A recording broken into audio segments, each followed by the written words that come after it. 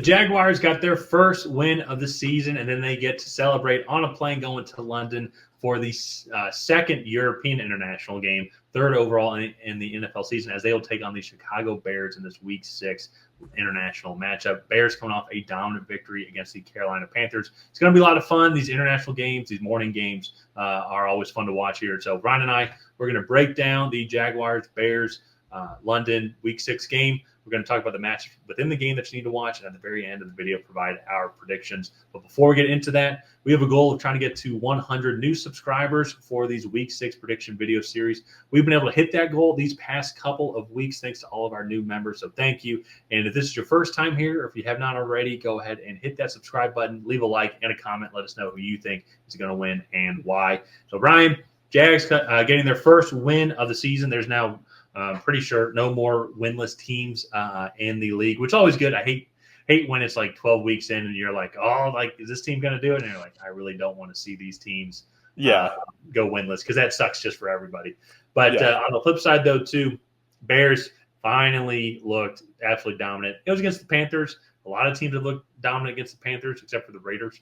But I think it was good confidence for this team to kind of see what the potential could be with their first-round pick. Him and DJ Moore connected several times on some nice long touchdowns here. But I want to throw it over to you here first. This international game, what are some of the things that you kind of look for both these teams when they travel overseas?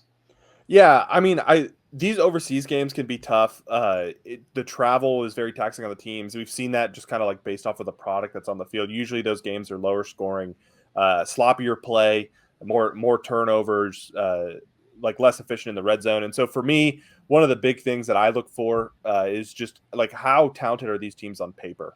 And to me, I think honestly, you kind of have to give that edge to Chicago. I think overall, this is a really talented defense.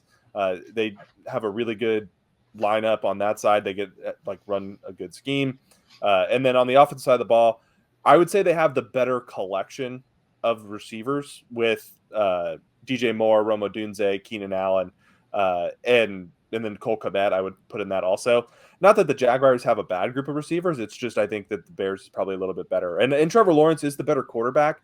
But I will say at times in international games that hasn't always been a deciding factor in these matchups. And so I do think like the Bears have a slight edge personnel wise. But I do want to say, like, looking at the Jags' most recent performance, defensively, yeah, they gave up 34 points overall, but a lot of that came late in the game when they just kind of started throwing haymakers. If you go look, this Jags defense was kind of put in some bad situations early. Like they came out, Colts immediately 12-play, 70-yard drive for a touchdown. Then right after that, Jags quick 3-and-out. They punted, forced a punt. No, it was a turnover on downs. Or that's right. Turnover on downs. And then Colts punted. A few drives later, they get a short field with the Jags give up a short field, giving up a fumble. And then 3 plays later, the Jags immediately go and get a fumble. And then they actually were able to hold that and hold a lead going into halftime, being up 13-10. Where to me, that game could have gotten out of hand for them early. If they don't make some key stops early on in that game, that game totally changes in its outcome. And so I do think that they deserve some praise there. Again, once when the haymakers started being thrown in the fourth quarter, they couldn't really keep up. But they were able to hold their own early, and that's what ended up letting them win in a shootout type game. So definitely not a defense to be totally overlooked in the Jaguars. It's just not, I think, quite as talented as the Bears overall. Yeah, no. It was I think that's a fair point too. Kind of, they've only given up 20 points to the Colts up until kind of it looked like they had the final 5 minutes of the game when Alec Pierce and Joe Flacco and the company kind of took off, and so it was a good overall complete game for the Jags. Their best complete game overall, especially offensively, I would say. Mm-hmm. And then on the flip side, then too, the Bears, as we kind of already talked about, coming off their best offensive performance. Great defensive performance as well. They have one of the better defenses in the league, young and up and coming for sure. But kind of transitioning to this game here real quick, I probably think the Bears would be the one that is favorite going into that, and kind of what the odds are going to be, like the overall spread is going to be interesting. And kind of speaking about that, if you do want to put a couple bucks down on this game, check the link down below in the description box. BetUS has a bunch of great promotions going on right now for this game and all the other Week 6 game as well for first-time players. And with this game, too, I think the biggest thing to me I noticed watching the Jets-Vikings game today was the sloppiness of both teams. Both defenses played well. But one thing I noticed too with that jet lag, like you're flying over there, it's from Atlanta. It's a 7-hour flight, 5 hour time zone difference as well from 6 for Chicago. If it makes that big a deal, but that's a whole week. It's a very unique week. I'm curious how prep things are going to be, or just how polished everything's going to be. And the Jags have done that before, so I'm curious though how Caleb Williams and the Chicago Bears team to stay polished, because this is a team that, especially offensively, can just make some mistakes. You still got a rookie quarterback, and haven't really seen them. They've started to run the ball a lot better against the Rams last week and then the Panthers this week.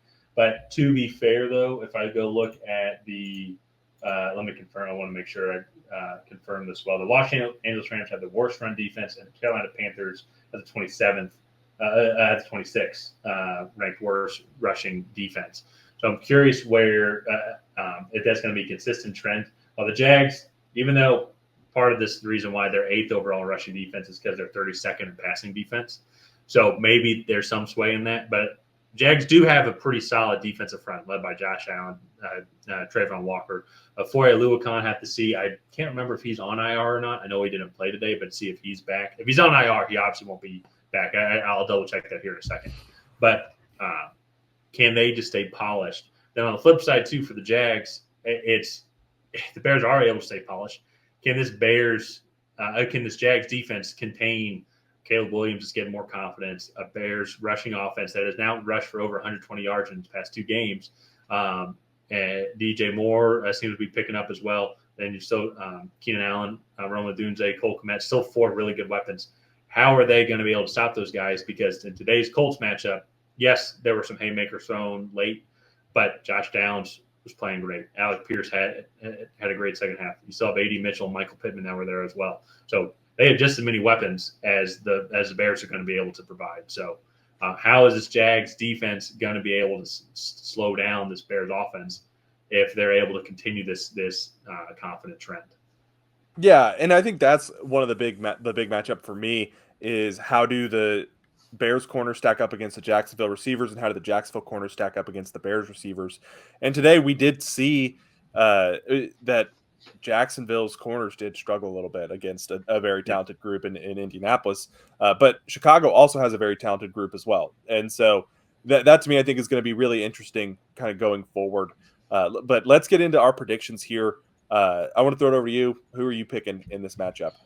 So I'm going to go with Chicago.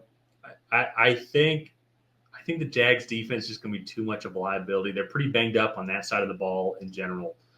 But if the Bears start to get this rushing offense going, it's really going to free things up for Caleb Williams, going to make that play action a lot more, make the RPO that much more effective as well. And I think it's going to make some of his decision makings when they do pass the ball a little bit easier. And I just think that this – and then on the flip side too as well, Bears defense is one of the better ones in the league. If I go and look at their 8th overall in total yards allowed, 6th in passing, 18th in rushing, and so a little statistically slightly below average, but still I think kind of depending on who you're playing, but still overall above average in the league. And it's going to be a much tougher test than what they faced today against the Colts defense that it gives up a lot of yards and a lot of points. So I'm going to go with Chicago here. I think they're just a little bit more talented overall. I'm going to kind of expect maybe a little bit of a sloppier game because I think it's just with that travel and jet lag. I think there's going to be some turnovers, just some misreads, some miscommunications overall. But I still think it's going to be a fun game to watch.